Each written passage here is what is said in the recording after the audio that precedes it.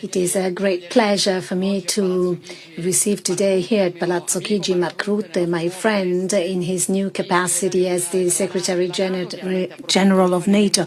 I seize this opportunity to wish him good luck for this very important task and office at a very difficult moment. So I also congratulate him on behalf of the Italian government. It's a very important task and office at a moment where everything is challenged by the onslaught of and the aggression war of Russia against Ukraine that is destabilizing, even having destabilizing effect even much beyond the boundaries, and it contributes also to lit up new crisis fires. It opened up many new fronts, and we all need to modulate in a different manner our action. I would like to thank Mark for choosing Rome after London, Tallinn, Berlin as the venue of his visits ever since he took office at NATO on October 1st. His presence here is the second in Italy in just a few months, because he also took place in the ministerial meeting of the G7, the defense ministerial meeting. It never happened before that a G7 presidency also decided to organize a defense ministerial meeting, but at this time, time it was extremely important for our ministers of defense to meet. Today's meeting, of course, was the opportunity to reaffirm on our side the essential role that Italy plays within the Atlantic Alliance. We are leaders in NATO in terms of quality and quantity of our action. In particular, we are the first contributor in absolute terms to the Atlantic Alliance operations and missions, and therefore also the budget. The role of our role also articulates along the eastern flank of the alliance. Latvia, Hungary, and but also with all the vessels in the Mediterranean, and also the Kosovo and Iraq missions. The KFOR mission is now led by Italy, and this is a token of our historic commitment to a region as the Balkans that is a crucial region for Italy.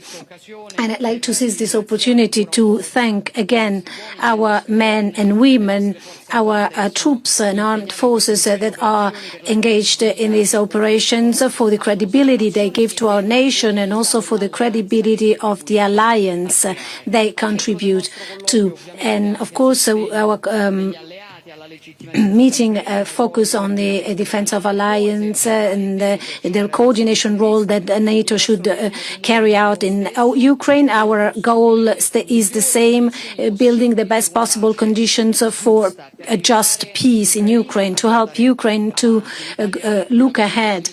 Italy has always been playing its role in this respect. As you know, we have reached the 9th military aid package, focusing on air defense in particular, which is defending the civilian population.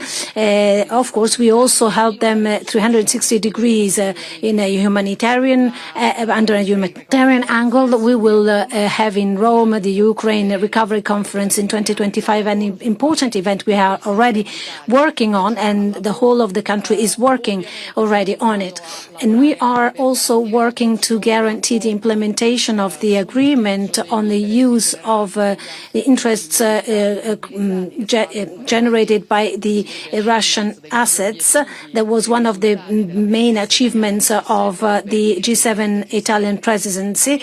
And we have also discussed of how to strengthen the alliance as a whole. As you know, we have always reaffirmed the need that to the North American pillar of NATO should be, this pillar should be accompanied with a strong European pillar. We share the same view with the new Secretary General of NATO, and we also both believe that it is essential for all of us to work for a defense industry in Europe to be complementary between NATO and the EU. Together with Mr. Rutte, we agree that it is essential to guarantee international cooperation in Europe, as well as with our North American allies. Mark will meet tonight the representatives of the defense industry, the Italian industry.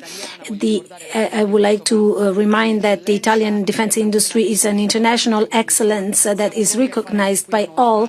And so we are also ready in this respect to play our role. The Secretary General and myself also agree that the alliance should look more and more to the south of the alliance. This is work that Italy has been contributing to. So to focus also, to place focus on the southern side of the alliance that also led to a chapter of the conclusions of the NATO summit that mentioned renewed commitment and tools to implement and to strengthen our focus on the southern side of the alliance. And this package of initiatives it's very important for us that this package of initiatives be taken forward, and Mark has always been extremely sensitive to this, and he's fully committed to this. And we all know that NATO should increasingly be capable of evolving in order to adjust to the times that are changing. New challenges are inevitably ahead that are linked to the defense and security concepts, the development, for instance, of AI and the domains of wars that become more and more hybrid wars. So the required interconnection in terms of the capabilities of the alliance is essential. So we need to be able to evolve. There's a lot to be done, and concluding, I'd like to say that Italy is going to play its own role, as it has always been doing, in order to continue together to stand up for the values that have been guiding the alliance for the last 75 years, and that in those years have guarantees peace and security to our people. Thank you, Mark, for being here. Good luck again, and you can always count on Italy's support.